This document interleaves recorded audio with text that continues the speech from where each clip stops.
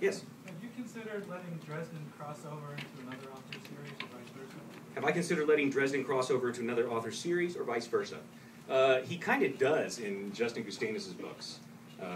Justin's characters, they don't mention him by name, but they have a scene, and that is it. They don't mention it by name either, but they have a scene in McAnally's bar in one of his books, and you know, where they tried to go visit Harry Dresden for some information and couldn't find him. Justin and I were both in the Del Rey Online Writers Workshop when they first opened it up, and I was like the first alumnus of the workshop, and Justin didn't get that lucky Buffy Babylon 5 nerd break that I got. So so it took him a few more years to get his stuff sold, but you know, now he's going. And he's like, hey, can I do this? I'm like, sure, you can do that. That's fine with me. But I hadn't really don't have any plans though. But, yeah. Whatever happened to the television series? Whatever happened to the television series? It got canceled. See, you got to understand. It's not like anybody there told me anything about anything that was going on. I didn't even get comped a copy of the DVDs. Yeah. Now, I've got a theory about what happened. I'd be happy to share my theory with you. It has no proof whatsoever, but I've always thought that conspiracy theories really work a lot better that way.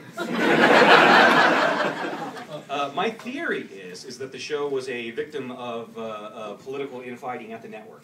If you remember at the time, Bonnie Hammer was the head of sci-fi, and she had given the science fiction channel Ghost Hunters and wrestling. Those had been her brainchildren.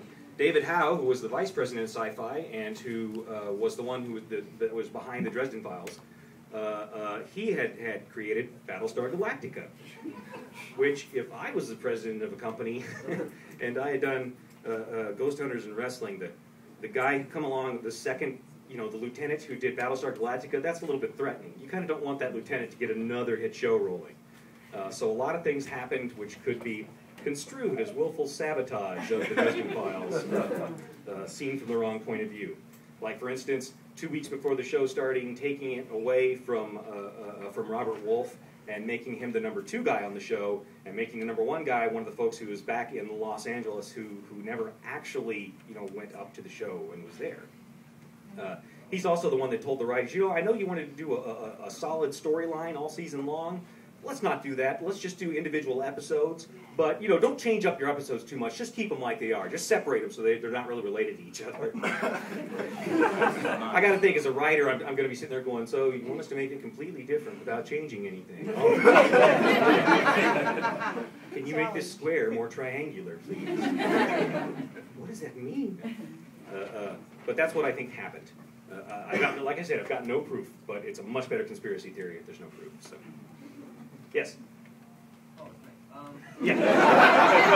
Unexpected. I was just wondering if you had considered making an animated series further as well. Okay, again, I'm not the one that gets picked to do that. And short of getting a couple of reams of paper and drawing it myself, you know, I don't know how else I'd go about it.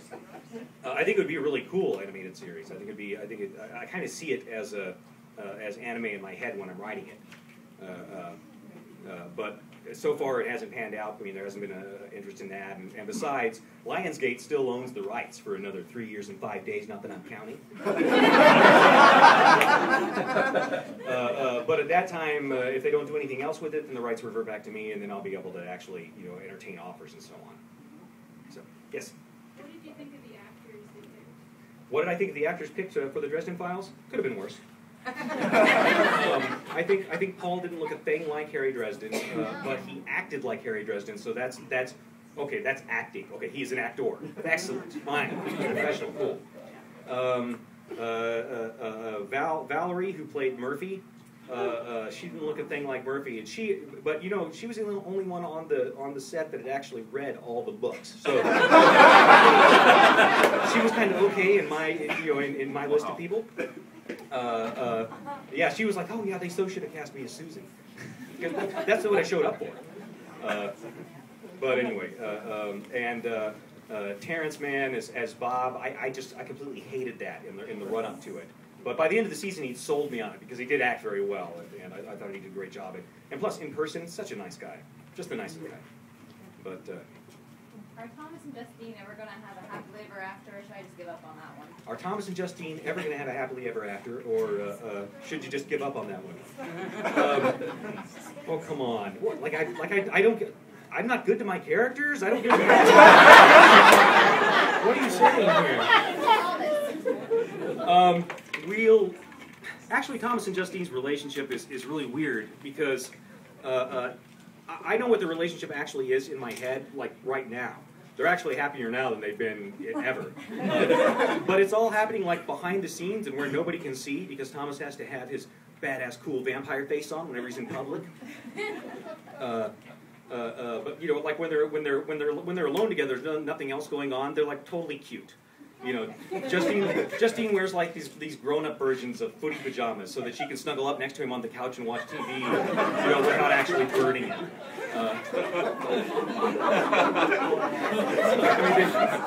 They don't have like a normal relationship or anything like one, but they've kind of adjusted. They're fairly happy, but you don't go around letting all the other vampires go, oh, how cute. But I'll have to get to that one of these days. Harry just never sees that. Yeah. Are you ever going to write anything else in the world of Alera? Am I going to write any more Alera? I don't have any plans to at this time. I suppose in the future it might be one of those things that I come back to write. You know, like to pay off my gambling debts or something. Which I'd better get started on if I'm ever going to use that as a motivation, I suppose. But I've got a couple of vague ideas of what to do with the story, but nothing that has made me go, aha, this would be awesome. Right now, if I come back to it, I'll probably come back to it 150 or 200 years in the future to see what the Renaissance that Pavi and company kicked off turned into. It'd be a very steampunky kind of setting, Fury Punk.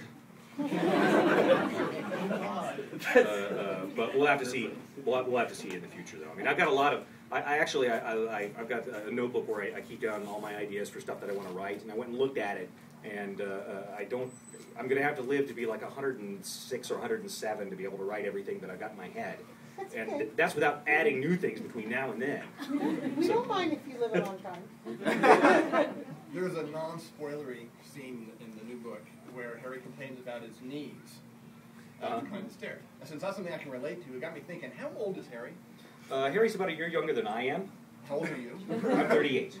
Okay. So, yeah, but that's about how old he is. I think we'd have to. I'd have to go check with some of the fans because y'all know y'all know a lot better than I do. I mean, when you're a writer, you know, I'll write my first draft and then I'll write and then I'll go through and clean that up a bit and then I'll show that to some beta readers and then based on their comments and feedback I'll change it and maybe change it one more time and then it goes off to the editor and then the editor's got comments I need to take care of and it gets sent back. Then it goes to the copy editor, and I've got comments from the copy editor to make adjustments, and it gets sent back. And then it finally goes to the typesetter who sends us a proof, and I've got to look at the proof. By the time the actual book has come out, I've seen 7 or 8 slightly different versions of the same book, plus all the versions that could have existed that are still in my head when I was making my choices about which way the story was going to go. So yeah, I get royally confused. You know, I mean, I've literally done things like written in characters and then had some of the beta readers point out, Jim, you killed them in book 4. Right.